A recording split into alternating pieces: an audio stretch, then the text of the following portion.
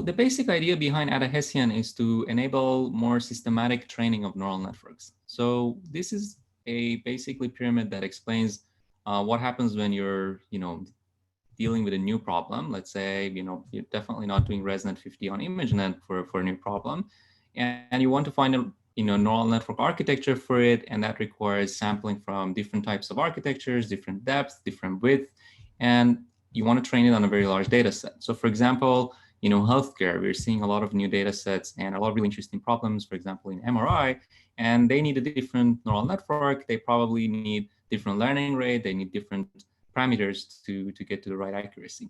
And so this AdaHessian is essentially targeted to this phase. And of course, after you finish training, you want to perform efficient inference, you want to deploy this in practice, and that's the last phase. But as part of the talk, I hope I can convey this message that also all of these are connected to each other. So the design, the training, and the efficient inference are all connected. In terms of more detailed summary, so AdaHessian is a novel, is one of the second-order optimizers that achieves state-of-the-art on various tasks. So we've tested it on CV, NLP, and even recommendation systems. And on CV, we are on par with SGD, but we're significantly better than ADAM, so 5.5% better accuracy than ADAM on ImageNet. For NLP, we are up to 1.8 better perplexity than the best reported result. Specifically, those are achieved with ADAMW. And on recommendation systems, we are better by 0.032% compared to AdaGrad, and this is quite significant for recommendation systems. And this is achieved, the key ideas are as follows: a low-cost Hessian approximation that's applicable to a wide range of neural networks. And two key components are a novel exponential moving average. So there will be a couple of tutorials on this, why this is important, that enables us to smooth Hessian noise across iterations, and the new variance-reduced estimate of the Hessian diagram. And both of these are actually very simple to implement, but very important. So let's get started with the notation. So this is the notation that we have. So let's say we're doing training with SGD. We have a loss denoted by E. The parameters of the neural network are denoted with W. And the cost is computed over n samples. You have some loss function, let's say cross entropy, and you have some input training data. And what you do when you're doing the training, and I'm sure this is, everybody's familiar with this, but just to set the notation, you start with some random initialization of the weights, you draw a mini batch of examples, you compute the gradient, you go with the step size lambda, and you go in the negative direction of the gradient. So you get the new parameters and you repeat. So for example, for a simple MNIST problem, you take a mini batch of examples, for example, 64, you perform the forward propagation, the backward propagation, you compute this update, and you repeat. Now, this has worked very well, but there's a couple of things that it does not do, which is actually quite important. Most importantly, that lambda that you saw in the previous slide, this is fixed for all of the layers. But the reality is not all the layers have the same loss landscape. So if you look at a simple neural network, here on the left, we have an image of a CAD. You have the different convolutions. This is ResNet 20. And at the end, you have the classification. And this has a loss function. So if you look at what's going on when we're doing the training with SGD, you have a loss function and you're trying to do descent. But what you're doing is essentially you're using the same learning rate for all the layers. But not all layers have the same loss landscape. So a very simple problem, maybe too simple problem, would be to look at this as if you have y equals x squared. So this is very simplistic, but it helps to convey the message. So maybe the last layer looks like y equals x squared. So a simple parabola, and we are here. Let's say the fourth convolution has a loss landscape that's y equals 4x squared, so a little bit sharper. And the first layer has y equals 0.1x squared. And let's say we're here. So if you have a loss landscape that's really flat, you want to take larger step sizes because the gradient is already small. And if you just use the same step size as, for example, the fourth layer, that's not going to be optimal. So SGD doesn't see this. So the basic idea of AdaHessian is, can we actually use different learning rates depending on the curvature of the loss landscape? Well, there are actually methods that can do this, which are second-order methods. So the general update formula, we can write it as the next parameters is the old parameters minus the learning rate times the direction. And so this direction in first order methods was just gradient. So for example, if I'm at this point, no matter what's the curvature, no matter how the loss landscape look like, I'm going to basically just use some learning rate, some step size. I'm going to step, I'm going to compute a new gradient, and I'm going to continue. So that's definitely suboptimal. What second order methods do, they normalize this. Basically what they do, they apply H inverse. So H here is the Hessian matrix. They apply the inverse of the Hessian to the gradient before taking a step. So what does this H inverse do? So H inverse essentially normalizes these curvature differences. So for example, here the Hessian is 0.2. When I apply 1 over 0.2 to the gradient, essentially is normalizing it. It's telling me that, hey, your curvature is very small. You need to take much bigger step sizes for this loss landscape. On the other hand, when you have something like 4x squared, the second derivative equals to 8. So what you're doing essentially is 1 over 8 of the gradient. So now it forces you to take smaller steps, because if you take a very large step, you're going to overshoot the minimum. And in fact, for problems that look like this, that are parabolic, second order methods converge in just one iteration. So no matter where you're starting, it's going to immediately converge to 0.0. For example, for a 2D problem, we can look at a very simple 2D problem where we have f equals x squared plus 10y squared. So basically the f is the loss function, we can think of it, and we have 2D problems, so x and y, and this is how it looks like. If you start from here, second order method, it's shown in blue, it converges in one iteration, but first order methods take many, many iterations. And if you don't tune it correctly, it can easily get lost. So one of the issues is that, here, what second order method is doing is basically at every point, instead of just looking at the gradient, what it's doing is it's approximating the loss function with second order information as well. So it says, let me build a parabola. Let me build a parabola that approximates the loss function. And instead of just taking some step size towards the gradient, I'm going to go exactly to the minimum point of that parabola in one iteration. So if your loss function is actually a parabola, then that's why it converges in that iteration to the optimum. However, this doesn't come for free. So forming the Hessian is not easy, and doing H inverse is not easy. So this has been the reason second order methods have been ignored in machine learning, although that's a very, I would say, simplistic way of looking at this. And so we've known that you can deal with these problems going back to papers from, for example, Perlmutter in 1994. So you never form H and you never perform H inverse. And I hope that we can convey this in this talk, that you can actually apply second order methods to machine learning, but you need a few modifications. Sorry to interrupt for a moment. I have a question on your previous slide, if you can just roll back to that. So I just want to know what's the difference over here between second order method and essentially preconditioning, because the way you're applying the Hessian is essentially resembling that of a preconditioning in normal gradient descent. So what's the difference between the way you are applying the Hessian and how in preconditioning the Hessians are applied? That is my first question.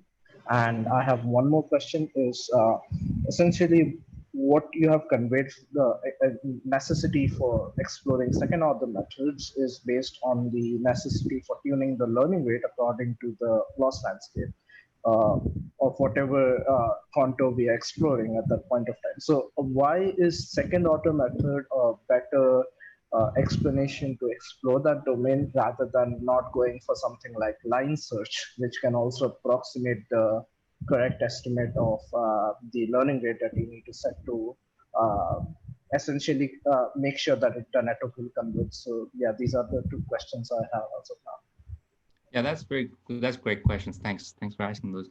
So second order methods are a class of preconditioned gradient methods. So for example, you can precondition the gradient with an approximation of the gradient itself. So you can use, for example, quasi-Newton methods. There are different ways of preconditioning the gradient vector. And generally for problems that are ill-conditioned, meaning that problems like this ellipsoid so what is ill-conditioned? So problems that the loss function has very sharp curvature across one direction and very, very flat curvature on other ones. These are like ill-conditioned problems. For these problems, applying preconditioning is going to help you with convergence. Now, second order methods are a particular class of gradient preconditioning where what you're using for preconditioning is the second derivative. And the way that this works is it approximates a second order Taylor series approximation to the loss function. And if the loss landscape, for example, is something like a ellipsoid, it will immediately converge in one iteration. But you can use, for example, auto preconditioners but they won't, for example, have this property. So it is a class of preconditioners, but I would say, powerfulness comes from the fact that it's a second order Taylor series expansion. So it's not just looking at the gradient, it's also getting information about the curvature of the loss landscape. So it has more information to precondition the gradient. Now, regarding your second question, so can you repeat the can you repeat the second question? Yeah. So based on your first, the second and third slides, you said the motivation regarding exploring second order methods was that we might want to adjust our learning rate adaptively to the curvature of the loss landscape for any particular layer that we are exploring at that point of time. If that is the case, like if that's the sole motivation, then why not go for approximations by line search, which can guarantee convergence and give you the exact range of learning rate to set to essentially maximize convergence at the same time. Also, it's pretty cheap. So line search won't be able to give you. So what does line search do? Line search basically, so it's not just the learning rate. It's also I said the learning rate just as a motivational example. So it's basically preconditioning the gradient by changing also its direction. So it's not only changing the learning rate, but it's also rotating the gradient vector, right? So for example, this is a very good example of why that's the case. So here the gradient is pointing to this direction, which is completely different than the optimum point, right? So what does line search do? Line search says, okay, across this direction that you have, what's the best step size that I can take to reduce the loss function, right? So that's what line search does. It doesn't give you a new direction. But what the Hessian does is it not only gives you a good learning rate or step size, but it also preconditions the direction of the gradient.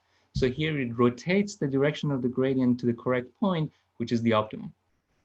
So as a reminder, when you're applying a matrix to an input vector, it not only rotates that input vector, but it also rescales it. So Hessian achieves both. Essentially, Hessian is good for conditioning the problem. That's basically the idea. So learning rate is one of them, and the other one is the direction. That was a very good question. Thanks.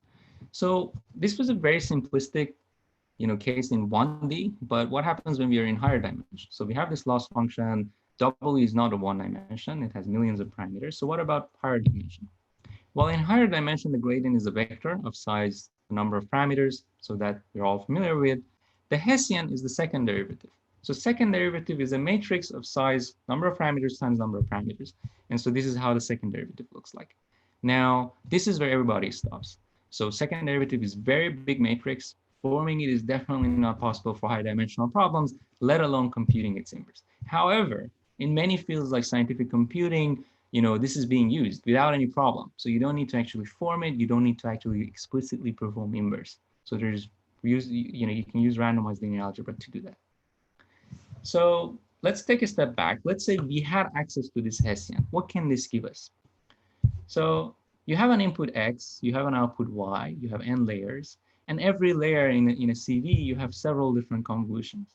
So what this is going to give you is it's not only giving you the gradient, it's also going to give you how does the curvature of the loss landscape look like for different convolution blocks, for example. So it's as if you're opening this black box of looking at not only the gradient, but the second derivative. But the problem is, how do we actually compute this second derivative without having to pay the cost of forming it and computing its inverse? So how can we do that? Well, we can do that using randomized linear algebra. So you can essentially get those informations using randomized linear algebra, which is what I'm going to explain next. So the motivation, again, is to choose the right hyperparameter to precondition the neural network. Now, if you look at the landscape of different optimizers, the problem is that, why is this important? The problem is that even the choice of the optimizer has become a dark art. And there has been a lot of different problems with first order methods. They're very powerful, but there's a lot of problems.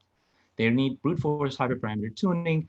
We have the right hyperparameter for resonance 50, but definitely not for new problems. There is no convergence guarantee unless taking many iterations, and these many iterations could be 500,000, as in Roberta, or it could be, for example, 100 epoch, or it could be a couple epochs in fine-tuning bird model, for example. We don't know how many we need.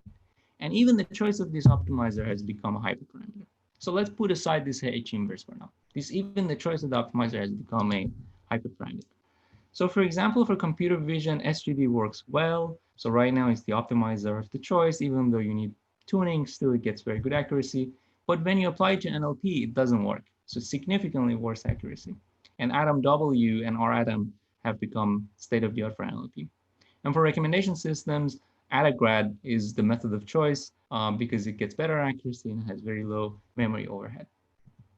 So now let's go back. So this AdaHessian is essentially trying to make the problem a little bit better for us. It's going to give us another tool in our tool set to apply to the problems that we have. We have a very powerful tool set, but it's incomplete. But how can we actually deal with the fact that this Hessian is very formidable to deal with? Well, one thing that we can do is we don't need to actually use the full Hessian. We can just use the diagonal of the Hessian. So let's ignore the off-diagonal terms. Let's do something simpler. So computing off-diagonal terms may not be feasible for certain problems. So let's just look at the diagonal of the Hessian. So the diagonal of the Hessian is essentially the same size as the gradient, and we can actually compute its inverse very easily. It's 1 over the diagonal, and we can compute the diagonal also very fast. So forming the full Hessian itself is infeasible, and that's what you hear every time you talk about it with people, right? So every time you say, for people who are not familiar with second order methods, they're going to say that, hey, forming the Hessian requires order n squared parameters. So if your matrix is, if your normal network is 24 million, this needs 24 million by 24 million, so forget about it. But actually, you don't need to form the full Hessian. You can just look at the diagonal, and that's what the AdaHessian does. So how can we approximate the diagonal without forming the Hessian? Well, we can use Hutchinson's method. So very briefly, and Joey has a tutorial on this, if I have a matrix H and I want to approximate a diagonal of this without forming it, so if I have formed it, I already look at HII, right? But without forming it, what I can do is I can multiply this matrix with random vectors. So just multiply without forming it, multiply it with random vectors that are -1 or 1, or random Gaussian. And then there is a very interesting identity that if I repeat this several times and multiply z on the right and multiply z on the left, this is going to approximate the diagonal of the Hessian. And so there will be a tutorial on this. Well, for this, I only need to compute the application of H to a vector. This can be computed with a simple backpropagation. So I don't need to form the Hessian. And so how does that work? It's very, very simple. So how do you do Hessian vector product? Very simple. You compute the backpropagation, you perform the backpropagation, you get the gradient, you multiply the gradient with this random vector v that you want. So you want this random vector v, you want to compute h times v, you just compute the dot product between g and v. And if you take another backpropagation of this, this is essentially equivalent to hv. Why is that? Well, we can expand this, so we can compute dg d theta times v plus g transpose dv d theta. V is a random vector that doesn't depend on theta, so this term is 0. This is equal to dg d theta times v and equals to hv. And so once we have this oracle, we don't need to form the Hessian, we can get the diagonal immediately. So AdaHessian uses this diagonal, so it uses this Hutchinson method to get an approximation to this diagonal, and then this is the update. So the update is very similar to Adam, except that in the denominator, we're using this diagonal of the Hessian instead of the gradient. So if you're familiar with Adam, the new update W equals the old update minus a first momentum divided by a second momentum. The first momentum is as before, so you have the gradients, you compute the momentum gradient. And the second momentum, in Adam, you have the gradient. In AdaHessian, you're using the Hessian diagonal, which is denoted with di here. So that's basically the idea. Now, this is very, very powerful. So this is one example. So when we're using this d, one thing that we want to do is we want to smooth out the over different iterations. So using this diagonal enables us to do the smoothing very, very effectively without any overhead. So D is the average of D over different iterations. So this is an example of why that's important. So here we have a hypothetical loss function of x squared plus 0.1x times sine x. So the green curve is the loss. You can see that it's a noisy loss. And without using this momentum for the Hessian, for the DI, you can see that you can get stuck. But once you add the second order momentum, then you can immediately get convergence. You can do this because the diagonal is order n, and computing the average, the moving average of it is very, very cheap. It's the same as computing it for a gradient. The second key novelty is to use spatial averaging. So, the Hessian may have some noise, so different parameters have different second derivative, different loss function, and we want to group them together and compute an average Hessian of groups. So for example, for convolution, we want to group 3 by 3 Hessians together and average their diagonal and use that for them. So for example, for a convolution, I look at the 9 diagonal of the Hessian, compute the average, and I apply that for all of these 9 parameters. The second 9 parameter is another average. The third 9 parameter, another average. So it's like grouping them together.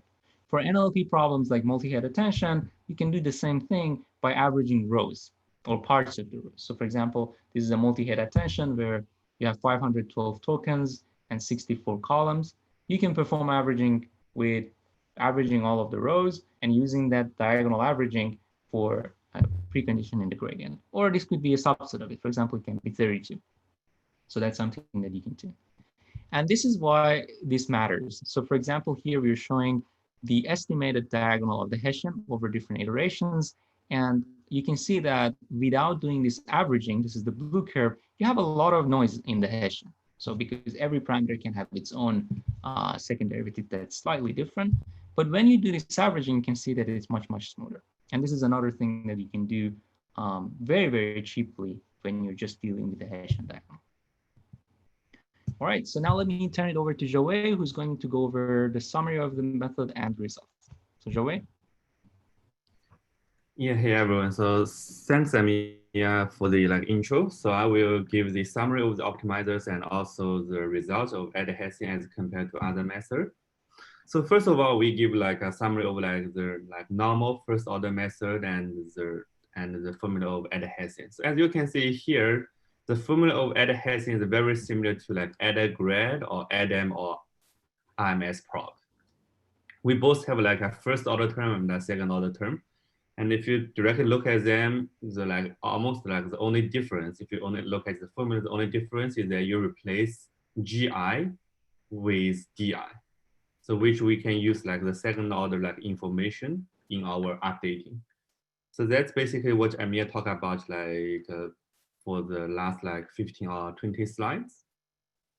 So Amir only shows simple examples on 1D or on 1D the x squared plus sine x or the 2D problem x squared plus 10y squared.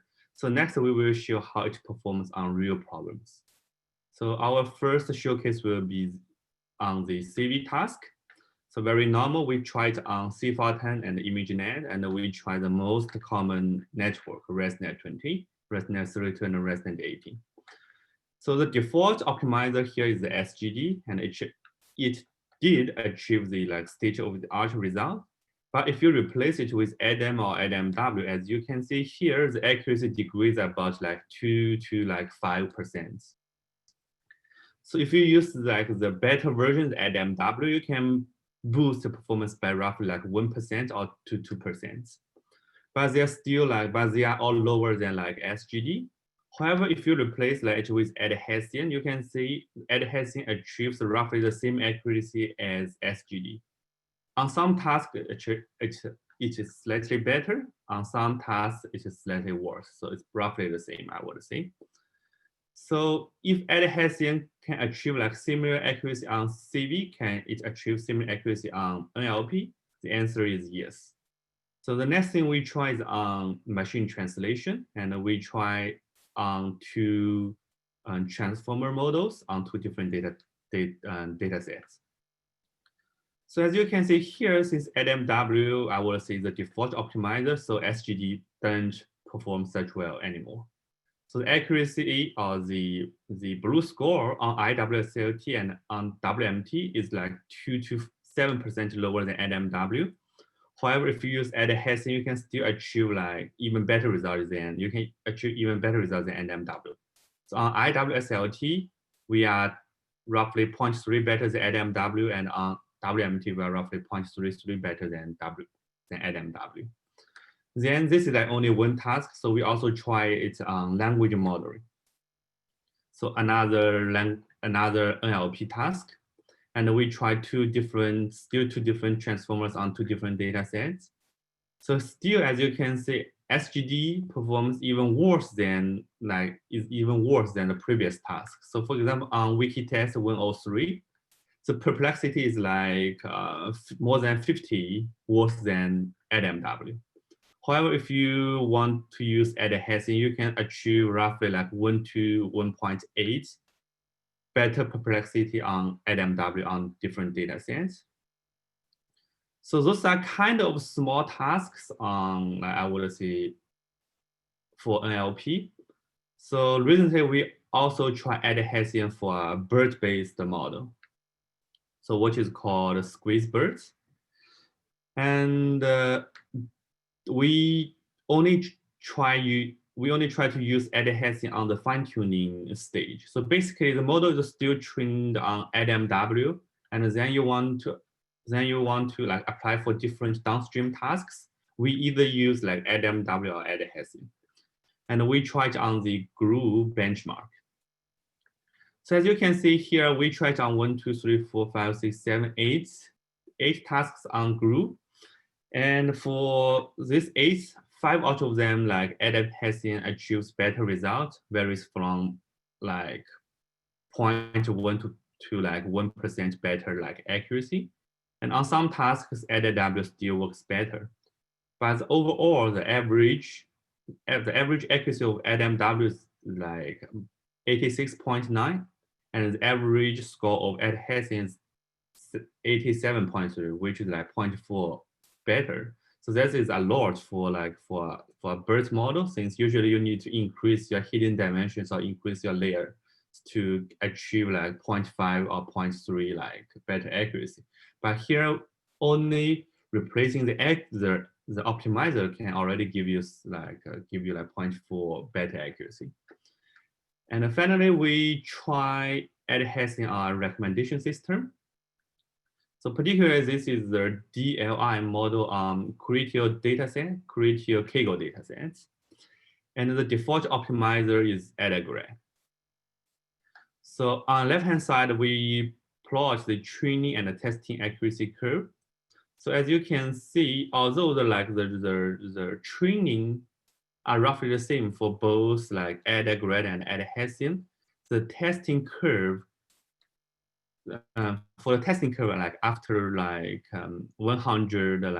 40,000 iterations, the curve of AdaHessian is definitely like above like AdaGrad, and this like better is kind of consistent after that. So the best testing accuracy achieved by AdaHessian is like roughly 0.032 better than AdaGrad, and we talked with the Facebook people, since DLRM is published by Facebook, and they think this is like already like a big like achievements for this like particular like recommendation system model. So give a summary. Oh, so before the summary, we still have like some ablation study things. So the one thing like usually like confuse people is that what is the cost when you apply second order method. So here we give the theoretical cost as well as the real, like the empirical or the practical cost for AdaHessian. So particularly for real theoretically the computation cost of like the diagonal computation are roughly the same as a gradient computation. So for every iteration, we need to compute the gradient as well as the diagonal parts. So our cost is 1 + 1, so basically 2x as SGD.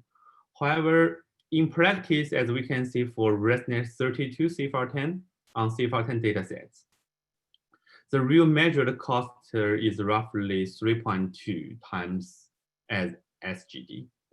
So this is because the current framework doesn't really support second order method. So it's kind of like they cannot compute it like efficiently. So some people may want to like reduce the overhead of SGD. So here we propose one possibility. So basically you don't need to compute your Hessian for every iteration. So for example, you can compute the Hessian or the diagonal of the Hessian like for every 2 iterations. So for first iteration, you compute the Hessian. For the second, you don't compute it. Then for the third step, you compute it again. So on and so forth. And you can also do it like for every 5 iterations, where is the last column. So as you can see here. I have a quick question on that. Is that, so you're saying every iteration, are you talking about like every mini batch or every like full epoch when you're talking about an iteration? So here the iteration win means every mini batch. So when you compute a gradient, you also compute the Hessian wins like every iteration.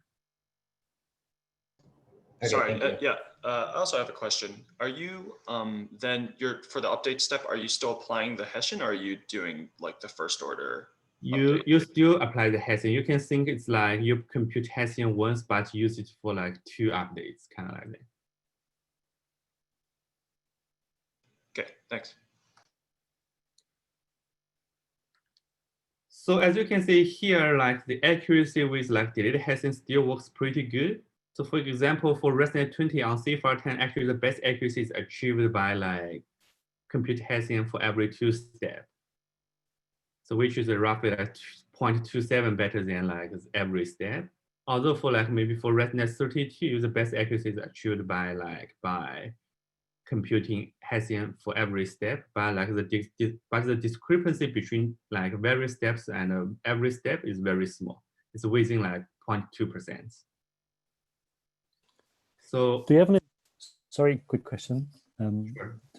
Do you have an intuition for when for why this, as in the first line, might be the best value for every second step using the Hessian, because ex ante you could also expect that, of course, calculating the Hessian every single step would be best. Is that related to noise you're in training, or do you have another intuition?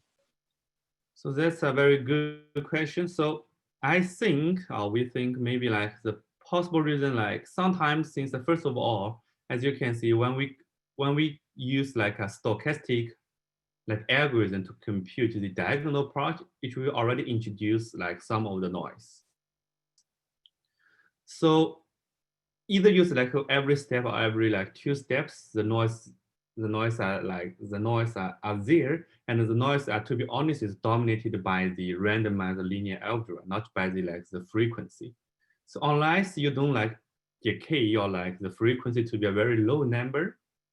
So from our like testing, I think we actually testing for like ResNet 20 and ResNet 32 until like every 10 iterations. And the accuracy is always within the like 0.2 to 0.3. But if you delete it, like for example, like 50 steps, the accuracy will go nowhere, since like it's deleted too much. So basically, like the deleted Hessian frequency won't like dominate your like noise over your like Hessian computation. The second thing is that, as you can see here, like for neural network updating, so for every step to step, your learning is usually quite small. And so basically means that the Hessian from iteration to iteration won't change too much. That's like another reason you can do like kind of like the deleted Hessian. However, if you ask me which one will always give you like the best result for like one model or data set, we don't know, since this is kind of like depends on the structure of the model and also the structure of the data set. So we cannot answer that question. So like also as like Amir like talked about a couple times, like second order method is invariant to the, like, for example, the loss landscape and it's more like robust. So here we also study these two like factors. So first, the first thing we tried like the robust to the learning rates. And we tried on the IWSLT dataset. So here the learning rate scaling is basically 1 means you have the best learning rate, since we tune both methods to achieve the best accuracy. And like for example, 0.5 means like you use like a 0.5 times the best learning rate. When you use 5 means you use 5 times the best learning rate. So as you can see on this table, so ADAMW can achieve reasonable accuracy when your learning rate is not such large or not such small. For example, 0.5 to 2. Like ADAMW achieves reasonable accuracy. But if you use like 5 times the best learning rate, your accuracy is 0.5. 0.5 here means like you do random guess. However, for AdaHessian, varies from learning rate to 0.5 to 5. The accuracy is always kind of reasonable, like about 33. So this like kind of like evidence to show like second order method is more robust to like learning rate as like the traditional method. And the second thing we try here is the block size. So the spatial averaging. So the accuracy for ADAMW on this like IWSLT is like 75.6 as a reminder. And if you use like AdaHessian, there's like one more parameter, there's a block size. So we try block size from 2 to 128. So as you can see, the accuracy is always above the baseline, the ADAMW. And on the like the worst case is like the block size 4, and the best case is the block size 32. So on average, I think we are like roughly 0.1 or 0.15 or 0.1 better than ADAMW. So in order to achieve the best accuracy, you need to tune this block size, the spatial averaging. If you just want to achieve like kind of the state of the art, I mean like as compared to original method, you don't even need to bother to tune it. You just use like the default one, either 1 or 2, it should be fine. So that's like the result for like the ablation study of AdaHessian. So this is like kind of like the summary. So like we achieved the state-of-the-art result on CV NLP as well as the recommendation system. And the key for AdaHessian is like one is the moving average for the second order information as well as the spatial average method for the Hessian diagram. So thank you for everyone to like here for our presentation. And if you have any questions, like you can still contact us with the email joey and amir.gh@berkeley.edu. And we especially thank Morgan for offering us this opportunity. And follow on, I will give 2 tutorials. One is about the Hessian. So since Hessian is not such familiar to some people, so I will give a tutorial about the Hessian and how you can use Hessian for other problems, not just for optimization. And then I will also give a tutorial on AdaHessian about like the analysis as well as like how can you apply it for your like own problems. Joey, I have I a might just jump in quick there. question. Sorry, we're probably going to finish up in the next 16 minutes. So do you think you'll get both done, or do you want to just pick the tutorial you think would be most impactful for the audience here? We can do it like maybe for the Hessian tutorial, we can like cut it down for half to give like some examples. Great, thanks. I just had a quick question if I can jump right in. Sure. So the first question is, you said that second order methods is more robust and invariant to the loss landscape. So does that indicate that AdaHessian guarantees convergence? Because in the ICLR paper on convergence of Adam and beyond, they showed that exponential moving average variance do fail to not converge in simple 1D convex settings. So is AdaHessian guaranteeing convergence in all scenarios? That's the first question. And the second question is regarding a paper which is titled Whitening and Second Order Optimization Both Destroy Information About the Dataset and Can Make Generalization Impossible. That's a new paper that suggests that second order optimization might not propose generalization at every scenario and might be a counterintuitive proposal to use. Is this a both very good questions? So for the first one, you are asking kind of like, can AdaHessian applied for like any type of like problems, or like it can converge universal for different type of problems? The answer is we are not sure. So the thing we can make sure there's a problem we have tested, like for example, the CV, NLP, and the recommendation system, and those like different like type of like models, the ResNet, like the DLRM model, and the transformers. But if you maybe like one day you came up with a new model and a new like task, maybe like AdaHessian doesn't work, or maybe it work. But like to be more fair, I would say like the probability of AdaHessian can work is higher than like SGD can work. As you can see from our like examples, SGD may work on CV, like AdaGrad may work on like on recommendation system, and ADAMW may work on like NLP. But at least AdaHessian can work for both of them, for all of them.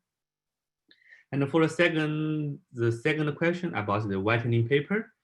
So we also read about that paper. So first of all, like one thing we want to emphasize here is that all the analysis for the reference paper, for the whitening paper, is based on the 4 gradients, so for the 4 Hessian. So everything is exact. So what happens for like, for example, for the mini batch gradient or for the mini batch Hessian, the paper doesn't cover, and the answer is like still like unclear to us, first of all.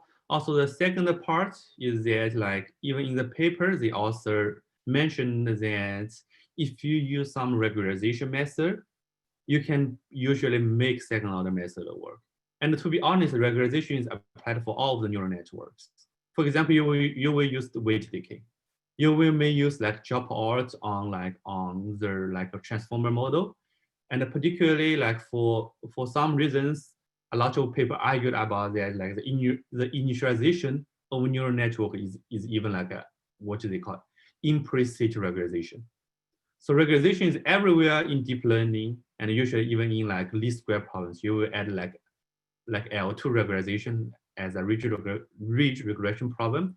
Yeah, or you will add like L1 regularization as a lasso problem.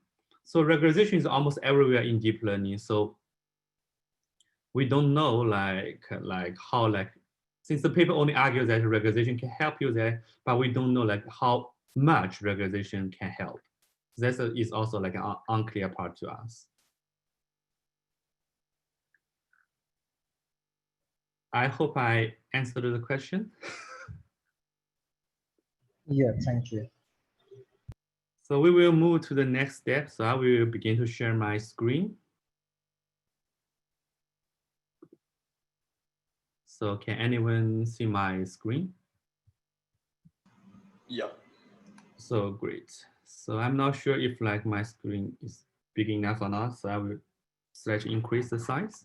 So the first tutorial is about like how can you use Hessian on like different like problems, or like how can we apply those like randomized linear algebra tool to neural network. So first we will like import some like useful libraries as you see in the last slides of our presentation, those like notebook can be downloaded from like our website or from some GitHub repo. So you can try it also by yourself. So here I will like use like CUDA to speed up our simulation or like calculation. So we first show like an example to how to use power iteration to get the top eigenvalue of a matrix without explicitly having the access to it. And we first show example from like on NumPy, and later we will show example for neural network. So first we generate a random matrix A, and we do like make it like positive semi-definite B equals A times A transpose. And of course, you can use the NumPy's like linear algebra tool to direct compute the eigenvalues of B. So for example, you can compute top eigenvalue of B. And the top eigenvalue, for example, for this random matrix 25.8. Also, maybe you can use like some like randomized linear algebra tool to get the top eigenvalue, and it's called a power iteration. And it's quite, the algorithm is actually quite simple. So as you can see here, the algorithm is that you have like a vector v, you do b times v divided by the norm of b times v, and you get a new vector, and you apply it again and again and again. And for a couple times, you will get the top eigenvalue. So here we basically like implement it, like v equals v divided by the norm of v, and we compute v equals b times v. And in the meantime, since you want to check the eigenvalue we computed, we directly compute v transpose at b times v. So basically give you the eigenvalue. And if you run it, if you still remember our top eigenvalue is 25.8. So as you can see, roughly after 9 iterations, you already get the top eigenvalue. So you can apply it for like, for example, for a neural network. So as you can see, like for a neural network, since the time is limited, so I will maybe skip some details. So here we try like a model less than 20 on C510, and we use the PyTorch CVS model, and it's pre-trained. And we define the loss, we define the, like we get the input and outputs, the input and the targets. And I think I already downloaded it, everything is downloaded. So here we use the library we have developed, it's called AdaHessian. So you just put those things like your model, your loss function and your data into it, and it can compute the Hessian information for you. So for example, you can compute like, for example, top eigenvalue, top one eigenvalue. So it will take like slightly longer than the NumPy example. But I think after a couple minutes, after a couple seconds, you should get the results. So you can get like the top eigenvalue. So due to time limit, I would want to use the example like, for example, top 2. You can even compute for top 10. And the time will roughly like linearly increasing. So the question here is that like, so what can I do for those top eigenvalues or the top 2 eigenvalues? It seems useless in some sense. So one thing you can do is that you can use those like Hessian eigenvalues or Hessian like vectors to analyze the flat or sharpness of your loss landscape of your model and then plot some like fancy loss landscape. So here we show an example for when you're plotting the loss landscape. So here we first like show an example when you can plot your loss landscape by perturb like along your like eigenvectors. So here is the loss landscape looks like. So you may wonder, why don't I directly use like, for example, a random vector to plot the loss landscape? So here's an example when you use random vector. So as you can see, the loss doesn't change, almost doesn't change. It increased maybe from like 0.1 or point something to like 0.106 or down to 0.069. So look at the Y scale, So as you can see, the Hessian can give you a more like realistic like loss landscape for you to analysis. Or you may wonder, can I use the gradient to plot the loss landscape? The answer is actually yes. You can still get some like a reasonable shape. So, but however, if I ask you to plot, for example, 2 directions, so how can you do it? Since you only have one grid direction, so how can I choose the second one? So basically you will be lost. However, for this like eigenvalues, you can always like, for example, increase this one to be top 2. Then you will get 2 eigenvectors. Then you can like plot for two directions. So another thing we want to show you is like we can also use it for plot for some like more fancy like eigenvalues.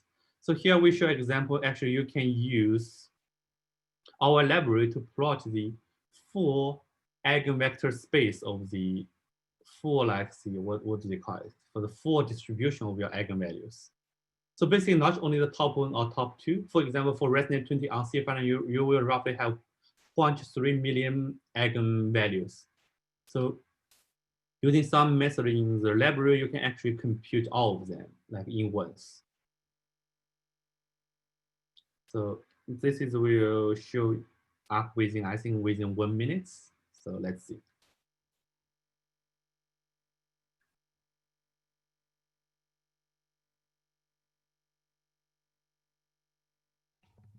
Joey, while this is being computed, do you want to also explain the Hutchinson's method above in the other?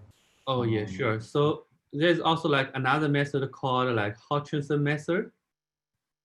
So basically the one Amir talked in his presentation. So for very simple, like if you want to compute the trees of your matrix, you can use V transpose BV. So inner product between V and BV. If you want to use the diagonal of your B, you can use V element product with your BV. So get the diagonal part. So like the run is finished. So basically, like you can get the whole distribution of your eigenvalues of all your 0.3 million parameters. So for this like Lanczos algorithm. So for this trees algorithm, so we can give like a very simple example for NumPy. So these are like 1000 by 1000 matrix. So if you use like directly call the NumPy, you can get like it's like 99,000. But if you call this like Hutchinson method, as you can see, the relative error quickly like shrink to like roughly like 1% within like roughly like 5 or 10 iterations. So this is an extremely fast algorithm to compute the trees. And the same thing I can apply for compute the diagonal of the it. As you can see, the error quickly downloaded to like 10% or 20% within like roughly 10 iterations to get the whole diagonal of your B matrix. The second part will be the example of like the example of like AdaHessian. So I will escape some like intro parts. So the first example is to show you on fxy equals x squared plus 5y squared. So you can see AdaHessian converging in one step. Do you mind just zooming in a little on that one, please? Excuse me? Do you mind just zooming in? Zoom in. Sure. Oh, zoom in, sorry.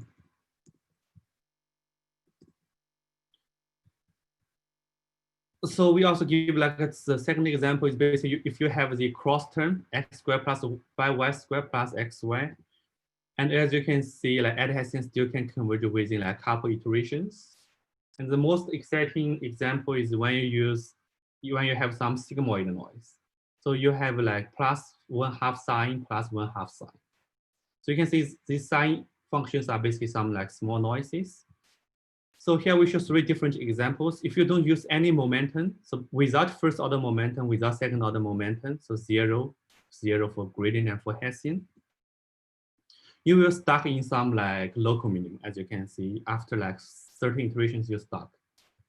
And the second thing is that if you only turn on the gradient momentum without second order momentum, you will be zigzag. You will go nowhere. And if you reduce the learning rate, for example, if you reduce the learning rate for this specific task, you will stuck in a local minimum. And the third example is that if you use both first and second order momentum, you can see, although it's like still like go around a little bit, but it can still convert to the best point, the global kind of the optimal points.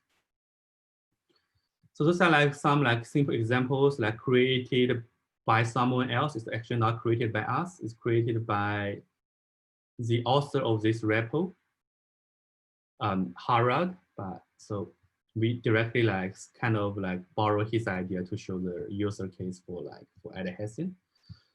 And finally, we will discuss like how to use AdaHessian for your own problem. So since usually we only show the result for like convolution or for transformers, only show like for example basically for 1D kernels, 2D kernels, as well as like 4D kernels. So for example, a lot of questions asked from our GitHub repo or even from Morgan is that how can you apply this method for a 3D kernel? So here we show an example like how can you do it. So for example, 3D kernels, there are different types of 3D kernels. So one thing that, for example, the 1D convolution kernel, you will have 3D. Input, output, and the window size or the kernel size. So usually you can do something like you can always like average the last third dimension. Since for convolutional kernel, as for the kernel, like as Amir mentioned, for a 2D convolution kernel, you can always average a 3 by 3 kernel size.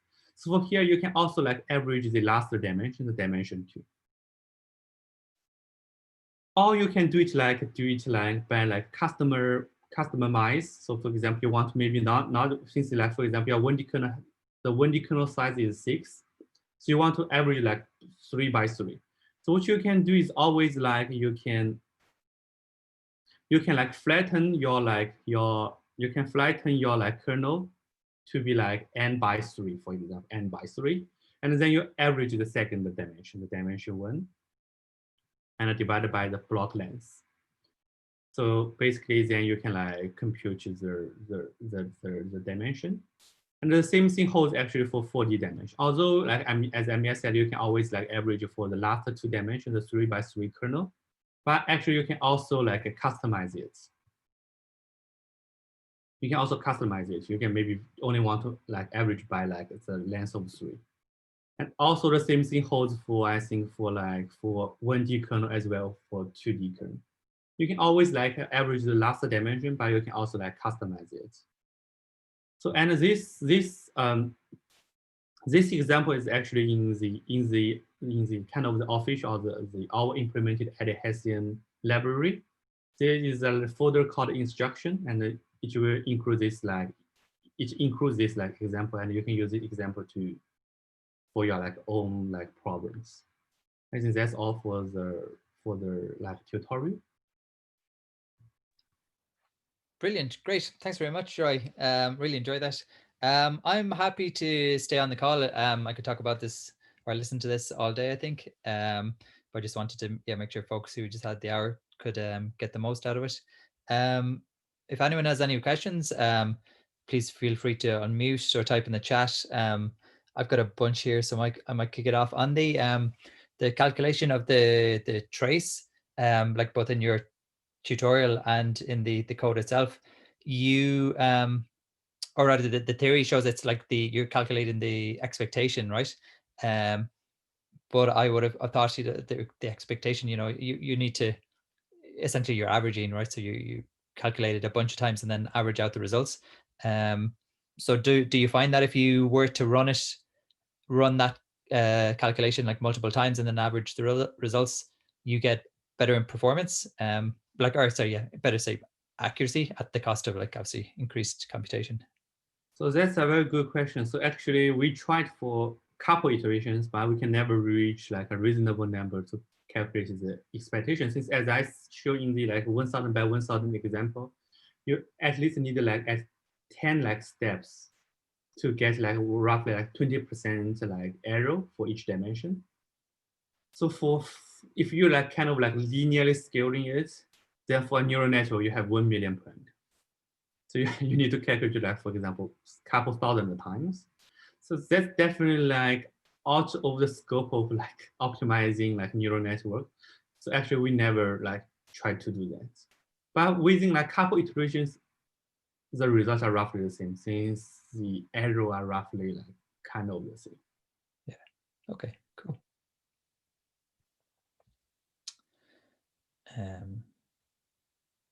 If no one else has a question, yeah, please go. Yeah, sure. I'll just jump in.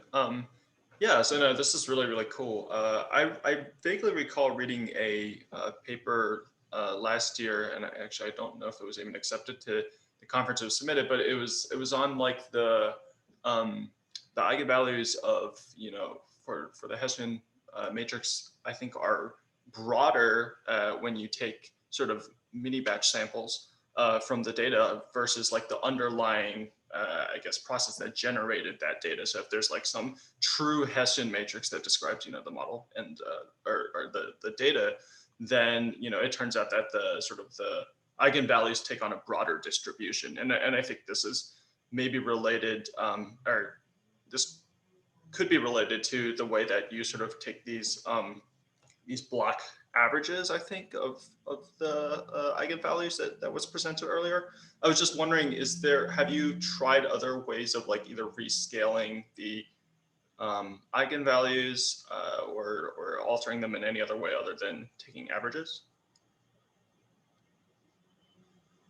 No, actually, we haven't. If I remember correctly, we haven't tried some we haven't tried other like techniques yet. Okay. But the paper you are mentioning is very interesting. Can you like maybe point it out to us? Yeah, I think I'll send you an email because I don't think I did a very good job of explaining the problem. Okay, sure. That would be great. Thank you.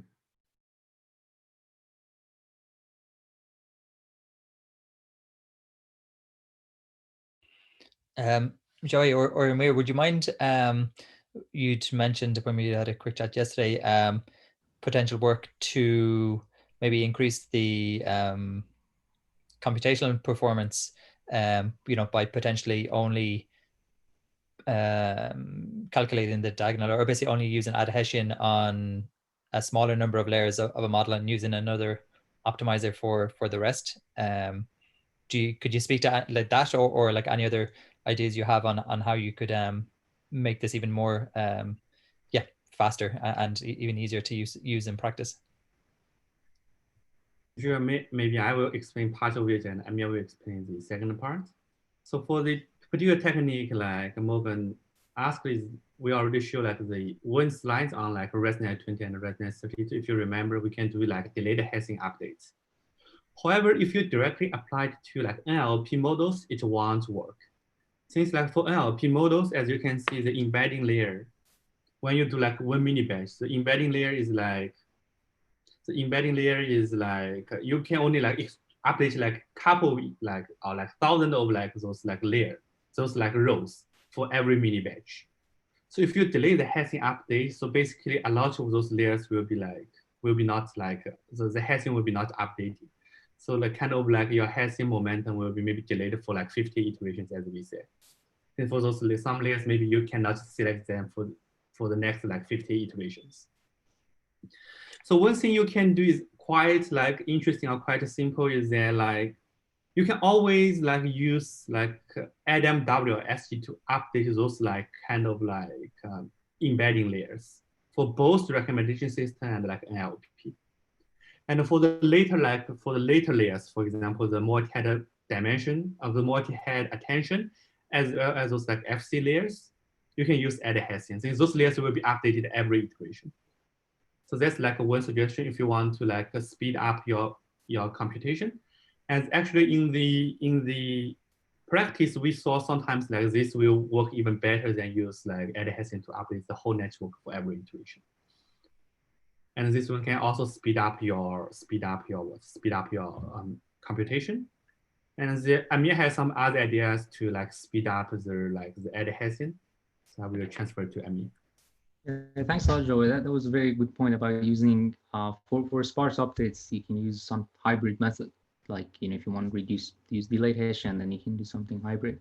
Another thing that we want to do is, so Hessian has some memory overhead. So if you're using it, AdaHessian has a little bit of a higher memory usage compared to SGD or Adam. So one of the things that we want to do is enable checkpointing, so that you can basically reduce the activations that are stored. So you don't actually store all of the activations during the forward pass, and you recompute it when you're doing the backward. So this is actually very helpful because a lot of the new AI hardware has very, very high computational peaks. So recomputing things is actually pretty fast. And so this way we hopefully can reduce the overhead so that you can use it for much bigger problems. And another thing that that we were considering was actually many of these frameworks like PyTorch or TensorFlow are optimized for gradient-based methods, right? So you have the MLPerf benchmark that's basically just SGD or LARS or LAM. And so they're not really optimized for second order backprop. There is a lot of things that are redundant. You can perform, for example, some of these backpropagation in conjunction when you're computing the gradient backprop. Actually, you can pre-compute a lot of the things for second order backprop as well, so that the speed will be completely much better. So those redundancy will be completely removed, but that's not there. So we are actually considering enabling much better second order backprop as well. So but that requires a lot of effort. So that's another direction, but that's a little bit longer term. And one of the other things that we're trying to do is implement it in TensorFlow to see if TensorFlow is doing a better job of optimizing this computational graph. So that's also on our roadmap. If anybody is interested, to help, definitely we welcome, we welcome collaboration. and we'll see how much the speed up would change with TensorFlow. I was talking with one of the people in the XLA team, and they were saying that maybe they would they can do a better better job of scheduling the computations to avoid these redundancies. So that's on our roadmap. I have a final question, which is more empirical based. From my investigation, I've mostly found that weight initialization has an adverse effect on optimization. So have you guys tried out different weight initialization strategies? Although second order seems to be more robust to that, but I just want to know if that has been on the agenda. So we haven't tried that, but there was actually, but this is a very good point, we can try it, but there was actually another, well, a PhD thesis from Peng Xu, who finished also with Michael Mahoney, who's Jove's advisor, where he actually showed for certain problems, worse initialization, you would see that SGD completely gets lost until, maybe 10 million iterations before starting to find a direction of descent, whereas second order methods could much faster find the descent direction. So this goes back to the lottery hypothesis and things about how initialization affects it. Certain optimizers are more robust to this initialization, and certain other optimizers are less. Certain are more, but that's actually in his thesis. We can try this too. It's a very good question. So we can try something similar with AdaHessian and see how that affects the final accuracy. Although I have to say that using randomized initialization, as Jove was mentioning, is kind of like a regularization. So I would expect it to take a few more epochs, but we'll see how the performance compares to SGD. All right, thanks. Just another question on your results. Do you have any thoughts on why SGD seems to still beat out AdaHessian on CV problems? Maybe I can take a stab, and Joey, you want maybe add something. So I think one of the interesting things is that the loss landscape topology of CV is very different than NLP. So it's very interesting that for NLP, we're seeing some other type of loss. It's like, there was this paper in 2018 of Norip's visualizing the loss landscape, that you would see the different models like ResNets versus DenseNet versus VGG, they have very different loss landscape. Also, different data sets and different tasks have similar behavior. So that the loss landscape of NLP is such that SGD gets lost very easily. So that's, for example, why SGD is getting very poor results on NLP. Whereas for vision, it seems like probably we found the right hyperparameter after many years of hyperparameter tuning. But I even think that if you look at segmentation, for example, again, SGD doesn't work very well, right? Because the loss landscape is such that we don't know the right initialization, don't know the right hyperparameter. So that's even for computer vision, there's a lot of different problems that SGD doesn't work well. I think particular loss landscape topologies, SGD is very good in navigating through the loss landscape, but certain other structures, SGD gets lost, or it will need many iterations to converge, and that many can be millions of iterations. Jovi, do you have anything to add here? Yeah, so there is a paper, there's an interesting paper called, why ADAM works better than SGD for transformers. So in that paper, they also argue that because there's a gradient of CV tasks is usually center. It's a pretty good Gauss distribution if you look at the gradients. But if you look at the transformers, it's usually long tail. So it has some kind of, you can see some kind of has a lot of outliers. It's long tail. It's a very long tail. So he argues that maybe one reason why ADAM works better on transformers and SGD works better for this ResNet or CV tasks. Have you benchmarked against RADAM? So yeah, we didn't directly benchmark RADAM or look ahead, but if you look at the RADAM paper, they have the results for ResNet 20 as well as ResNet 18 on one is on CVAT and another is on ImageNet. Exactly the same setting as us and exactly the same tuning, I would say. The same schedule, the same learning rates, almost everything is the same. As you can see, for RADAM, the accuracy is roughly 2 to 3% lower than SGD, but AdaHessian AdaHessian can catch up the baseline. I would say SGD is the baseline in some sense.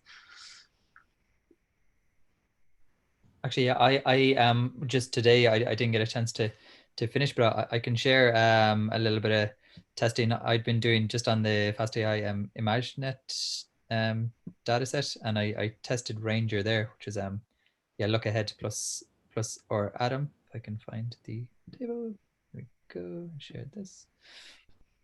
Yeah, so in the ImageNet kind of leaderboard setting, there's kind of a 520 and an 80, I think, epoch setting. So I was only testing on the lower ones because of time constraints, and so I just used the smaller image set size, or the smallest, so 128 by 128. And yeah, there you can clearly see AdaHessian clearly was beating out ADAMW. I didn't test SGD at the time. But you can also see Ranger here, which would be look ahead plus or Adam, performs quite strongly and slightly beat it out.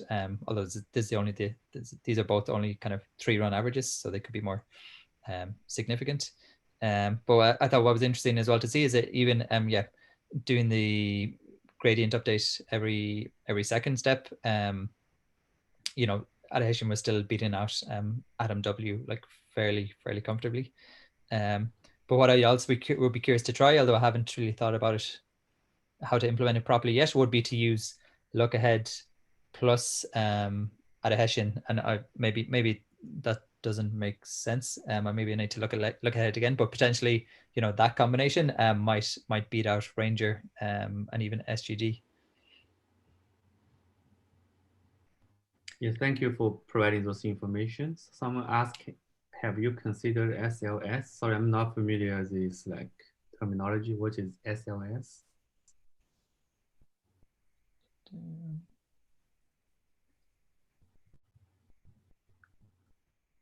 Oh, stochastic message. Sorry, no. For now, we are always using like kind of like fixed like lineage scheduling or like decay by like plateau. So we don't do like any line search. Since line search will kind of add another amount of like computational cost. And people are quite sensitive to the second order's computational cost, to be honest. When you report second order, as Amir mentioned a couple of times, people directly ask, oh no, it's impossible. You need to compute like tons of like more like GPUs to do that. So since people are very sensitive, so we don't add those any, I would say we almost like remove all the additional costs for like second order method. Yeah, and all the results were computed on one cluster. So we didn't have like the luxury of Google or Facebook that have thousands of GPUs and they do massive training. So it was all on one GPU cluster in the lab.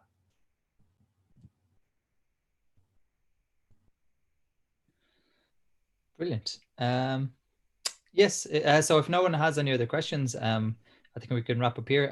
I just shared in the chat a link to a notebook that has AdaHessian implemented in kind of native fast.ai, or how fast.ai treat optimizers, but you'll see the core, like the trace calculation is literally a copy and paste from the guys' code.